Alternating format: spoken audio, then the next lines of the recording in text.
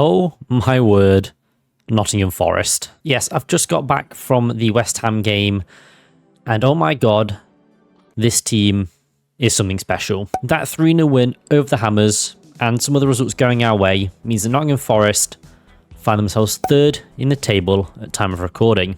You heard that right.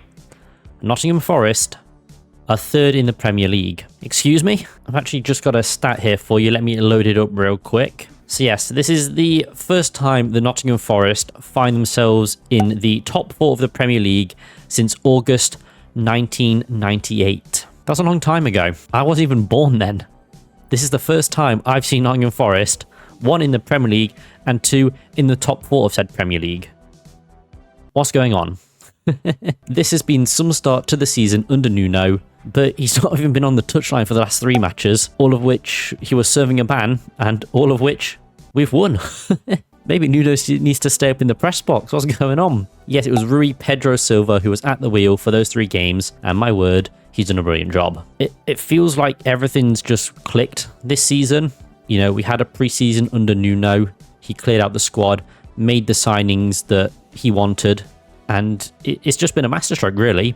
It's like watching 2 completely different teams. If you look at us like when Nuno took over and look at us now, like it's night and day difference. It's just insane. We're all having a beverage or 2 with Nuno. And I'm all here for it. It's very easy to get carried away, but I think we've got every right to be honest. Especially after the last 2 seasons we've enjoyed in the Premier League. And like I said, it just feels like everything has clicked and we look like a proper and cohesive football team. Heck, even our talisman, Morgan Gibbs-White, was out for 2 games, but Elliot Anderson slotted in perfectly.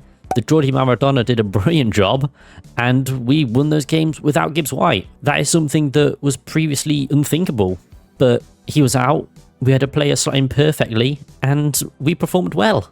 It was great to see him back on the pitch, don't get me wrong, but, you know, Anderson did a brilliant job as well. It's just a shame he had a knock. I think he might have started over Gibbs-White, to be honest.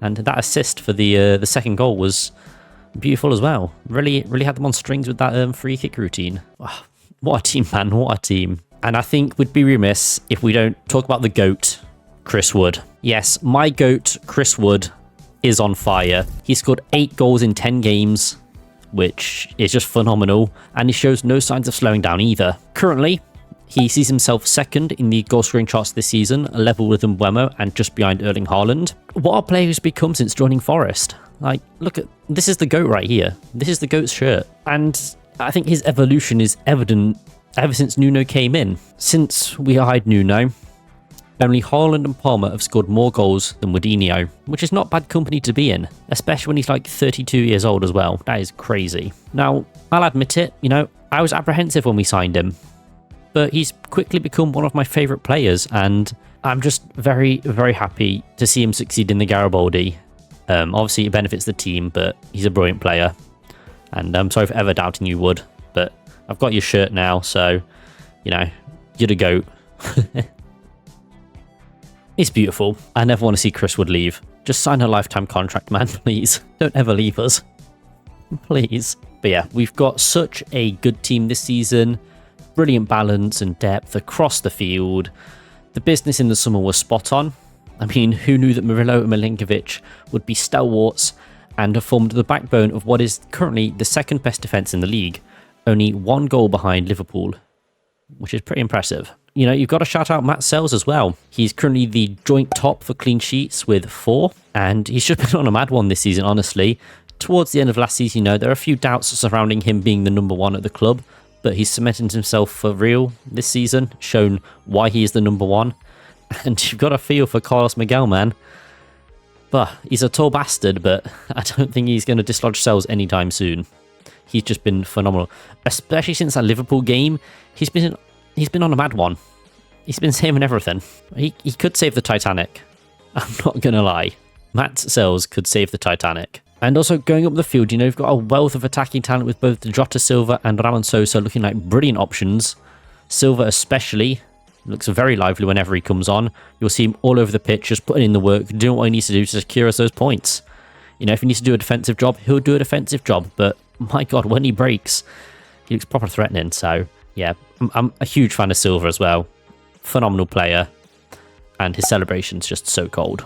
But, stepping back into the midfield, we've got Ryan Yates, He is at the centre of our midfield and often finds himself locking down some world-class players and making their game hell while also drawing a foul or two in the process.